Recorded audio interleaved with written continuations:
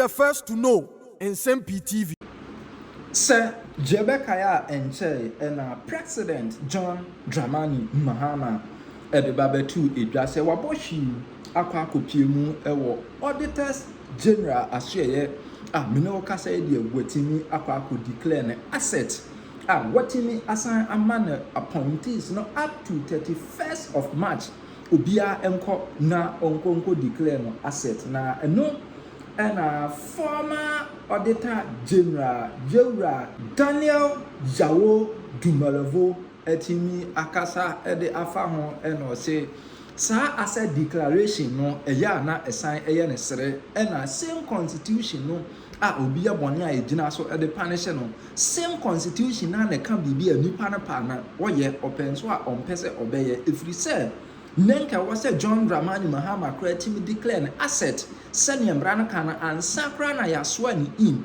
And after who declare asset, we are young asset crowd declare number of cars too. My bank accounts, he can say any woman to say, sorry, I could answer number of cars far. Mumbisa me baby, I'm Coconano. And no, yes, sir. And one said John Dramani Mahama so a check crack at the Aquaco Piemu or Auditor General. For akate say we declare no asset no obi anim ne dodo so bicycle 1 so bicycle 2 or see onu Dumelovo no baba be ye auditor general pen onu ne salary kru ebi o ho na so se ne MPs so MPs ebe kwa 4 years 8 years no ebi o ho asika won ebe nya no utimi dwene ho a onti ase say how come say kwabana ne kra kwa akohoro ne car no jasika be 1 million Ghana cedis won or kwa akoye wedding no watimi acha taplin be 3 say 4 e de akwa akoye ne wedding meanwhile so member of parliament e be kra no how or high dine. How could all this thing happen after say wakata say wakwa ko declare asset e wabra asset na ko declare no yenim nyoma dodo a utimi ko declare say na waka 1 and 2 enu an say waba be kan raw say wakwa ko declare asset Dumelovo say sane de eye funny enya de say transparency and accountability be ye aduma da say yantimi anhwe na ya anya ade a efata yenko na yenko tie yewura Daniel Dumelovo. I was not too happy seeing the envelope being given to the Auditor General because that goes more or less to support what people have all along been saying, that you put your declaration in an envelope, seal it, and give it to the Auditor General, which is not the case anyway. They should have gone through the entire process so that they capture it, because you are supposed to verify the signature and be sure that the form has been properly completed. That at least should have been done, but it was not done. But it's a good gesture. One thing is that he has given a deadline to his appointees and other public office holders to also declare their assets and liabilities. But to be honest with you, I think 31st of March is too far away, because the Constitution provides that it should be declared before you take office. So you should not be able to give somebody 31st of March. Some will argue that at 550 allows 6 months, but at 550 is at variance or contradicts the Constitution. And I have a letter in my possession, which was written by the former Attorney General Gloria Kufu, confirming that the provisions of the provisions of subsection 4.1 of the at 550 contradicts the Constitution. However, we have all been upholding and following that. I'm also happy the President says those who don't declare is going to give them a punish or ask them to leave office. I think that should cut across everybody, and I think that will be good.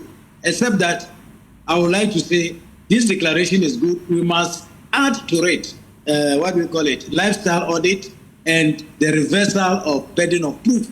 If we don't do these two things so that we can audit and find out how did you get this money, and we don't do that, people are going to hide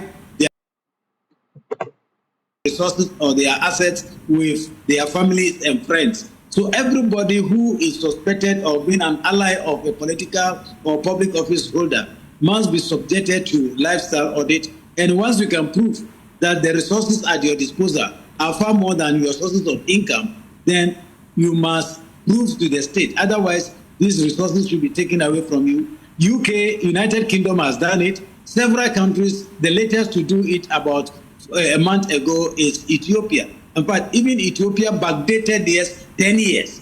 to ensure that people can be held accountable. So I think the legal framework leaves a lot to be desired, and we must do that. If the president is mindful of doing that, he should quickly pass the Code of Conduct for Public Office Holders and put in all these amendments. He mentioned public declaration. So you should put it inside the law so that we go.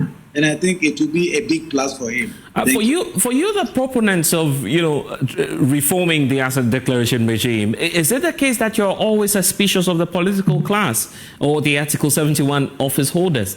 They are public officials, leading ones, of course. You would expect that they'll do right at all times, isn't it?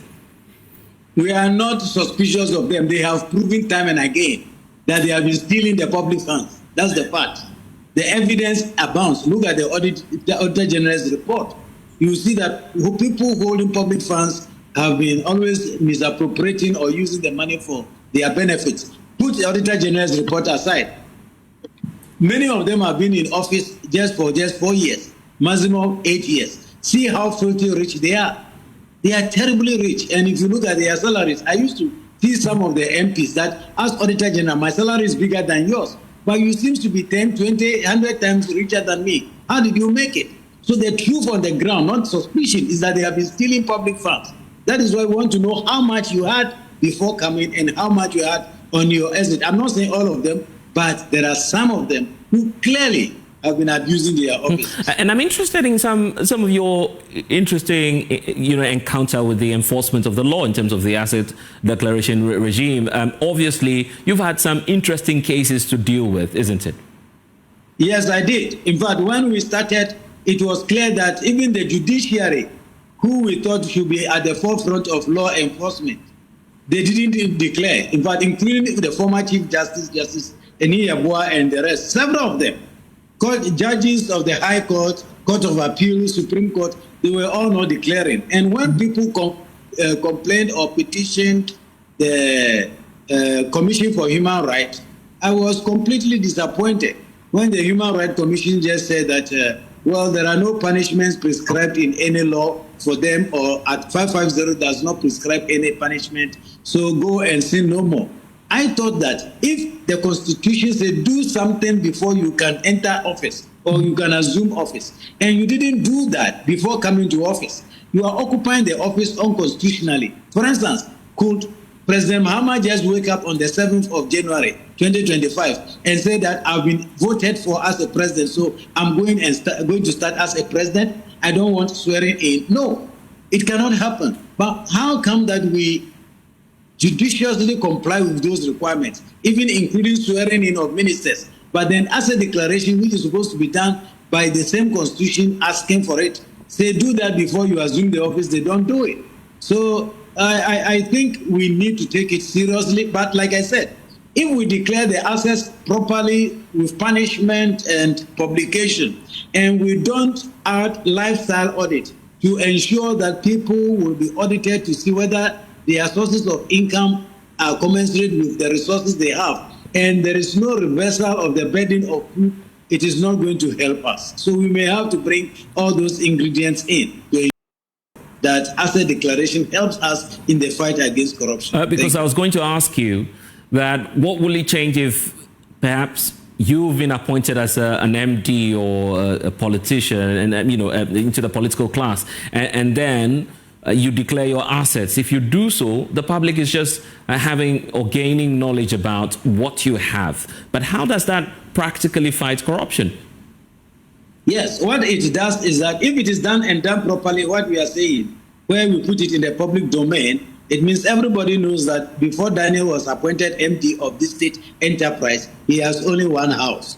Then if he declares after the 4 years or when he's leaving office, and now he has 4 houses, then people can ask questions, how did you get the 3 houses? Because if you compare your salary to your style, your cost of living or your expenditures, we don't see how you can save that money. Of course, it is possible that during the 4 years, you stick Lotto somewhere and won a huge amount of money. You declare it that I got it from Lotto. Or maybe you inherited a very rich family member, and so you do that, and I think that is fine. You have Mustafa Gbande on the line, or making some claims. Be say ye musa private car wo fie CCI Petroleum Commission car was our return here onfa enkoye me patrol what's when Mustafa Gbande or a deputy director of operations at the presidency or say deputy general secretary of the NDC. Okay, very well. Yes. Your line also. Me patrol your line so. I am very surprised say a whole party deputy general secretary and also deputy director of operations at the presidency of the Republic of Ghana will, without facts, come on a reputable radio station like Nsem-Pii and come and spew out lies, blatant lies. Let me tell you, I was given a letter signed by Dr. Mahama on the 17th of January, revoking my appointment as Chief Executive of Petroleum, Office of the Petroleum Commission. On that day, when I got the letter, the first thing I did, the letter said that my appointment is revoked with immediate effect. It was about 4 o'clock. Now, me be winding down for the day. So I left the office, took everything that was mine because I'd already packed and everything, done my handing over note. So I left. When I left, the next thing I did was to call the transport officer of the Petroleum Commission, a lady, and said, Madam, I got a letter at 4 p.m. this 17th of January. I have 2 Petroleum Commission assigned vehicles with me, a V8 and a saloon car. Tomorrow morning, please send 2 drivers to my house, which is Saturday 18th. I did a letter and gave it to one of the drivers to go and deliver. So 2 drivers came to my home, take the saloon car, plus the V8, and took them to the Petroleum Commission. The transport officer received the vehicles and signed, having received them in good condition. Call any member of staff of the Petroleum Commission management. And so, Ono, your friend said, no, Mustafa Gbande, no. In what capacity then will he come and make this kind of allegation against my person? Petroleum Commission gave me 2 vehicles. All those 2 vehicles have been parked at the Petroleum Commission from the 18th, Saturday 18th of January. So what is he talking about? Saturday when no BTNC, not 777, NDC supporters, no, Omako. Then they will go and attack people. Please, Mustafa Gbande, let me caution you. If you are working with President Mahama, do your work. If you are working with the government, do your work. But don't go about spewing lies and untruths. Please, respect yourself. Mustafa. Yeah. Enti, what's your lawyer Egbert Fabel? What do you say to the also hand over cars also hand over until the can I throw now baby? No problem because I board meeting as well. Mustafa me Mustafa. You haven't finished the question. Mustafa. Lawyer me patron me ba ho nya abotre ma me. Mustafa. Car na de no okote wo hen se car park ni fie. O de me say wan fa car bia. Actually was member. Mustafa. Me patron. Or see on far car there is record to show say we return the car. Let me tell Obi, yes. Yeah, Mustafa me too. Egbert is my brother. Please, you are not my brother. I cannot be your brother. We don't come from the same region. You are not my brother. Don't make that mistake. On the car. Don't make that mistake. Don't make that mistake. You cannot be my brother. You are not my brother. A bunch of people who have sat down and mismanaged the people, mismanaged or abused your offices. You don't want us to confront him. Mustafa, he has confronted you with the fact that he's returned the 2 cars. Record shows the transport officer at the Petroleum Commission taking delivery of the 2 cars. In those facts, were put in the bear. What do you have to say? You have put the one question to bear. Yes. I will leave the facts close because I asked a question and he's given an answer. Say he has submitted 2 cars. Yes. That was the first question I asked. Yes. Okay. So we should leave it there. But I'm saying that on that specific question, it doesn't mean the issue will be left to rest. I'm saying, please, nobody. Let me tell you, Mustafa Gbande is not the only rooster in this country. I'm telling him that in an era of insecurity, where NDC and government operatives are going around issuing all kinds of threats to people, I will not sit down where a character like Mustafa Bande go on radio and go and lie and malign me. Obi. Yes, Obi. Lawyer. I'm also asking you. Kindly call Petroleum Commission. What will be your definition of malignment? And ask them. Okay. How many vehicles they assigned me on assumption of duty, and how many vehicles I can return to them following my departure from office. Very well. We'll it's very simple. We'll do that. The other question. Ask him the other question. Mustafa Nyabotre. The other question, Egbert, on board meetings. Say even when transition team discussions you held as many as 5 or so board meetings. Your friend is saying Minia Obi. Yes, lawyer. First of all, I don't account to someone like Mustafa Bande. Let me explain Mustafa something. Mustafa I won't let him speak to me the way he wants to go. Lawyer. With due respect to you and all our listeners, yes. If you know corporate governance, who is it? The chief executive who calls board meetings? No, the board chairman. Good. So, assuming what he is even claiming is even true, why is he trying to ask me? I'm a member of the board, or I was a member of the board. I was not the chairman. In any event, if the board chairman even called meetings, can I? This is lame.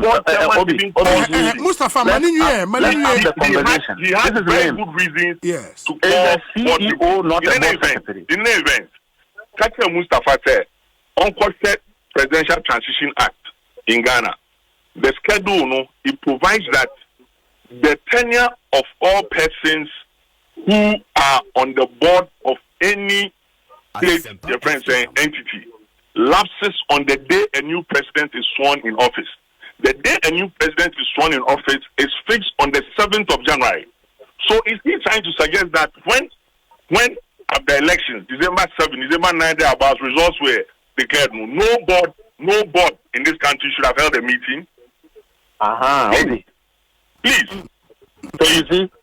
Okay. I think that from one allegation from your explanation, allegation of having kept a vehicle or vehicles, now he's moved to board meetings. No, I actually made a litany of things. I raised a litany of issues, three main issues. Yes. You have not denied that 5 board meetings were held in a row during transition period. I have not even answered your question. You are going to hide behind transition act and hiding behind a board chairman to say that any board meetings were held. You, Mustafa Bande, who are you and what is your locus and capacity to challenge the board meetings? I am exposing you. I'm exposing you. Capacity? I want the public to know. Please. How you run the public also know that you have no locus. You went as far as doing recruitment. You have no locus to recruitment. You did recruitment during transition. That are not in your purview. Okay. And you are the elites we have in this country. The ones who hold themselves as elites. Let's finish with the final question. Egbert, he also made the point, say, within that period, no recruitment, even after the elections, the Petroleum Commission. Please. As you very well know, the Petroleum Commission is part of the public services of Ghana. Yes. We don't just get up and appoint and what do you call it? Let me tell you, and I'll take my opportunity to tell you, to tell you this. Each interview that we held interviews between September, October, and I think the last ones were in November. When people have done their interviews, with the Public Services Commission representatives sitting in the interviews, we don't straight away go ahead and issue them, your friends saying, appointment letters. You go for your medicals. We also write to the institutions whose certificates you claim you have. You understand? For them to validate your bona fides as to whether or not we can certificate and our body way and our body way. So when those issues, those checks take some time to come, what do you do as chief executive? That because you have board approval and those checks and all those things have delayed, and because you shouldn't issue the letters. Yeah, so they were done, but they were not done. No interview was done in December. No, they were done earlier, and we did checks. Apart from medicals, people's universities had to be written to validate their certifications. Those took some time. That is how come you realize that some appointments were made in November to take effect in January. And let me also tell you, because of the public service budgeting cycle and the commission's budgeting cycle, you just don't get up towards the last quarter when you hire people or you have people and say that add them to the budget, because the budget has been approved for 2025 and provision has been made for hiring of hands, new hands. So their appointments were then to take effect in January, so that the budget we began the year 2024 with will go to its logical conclusion. These are all management matters.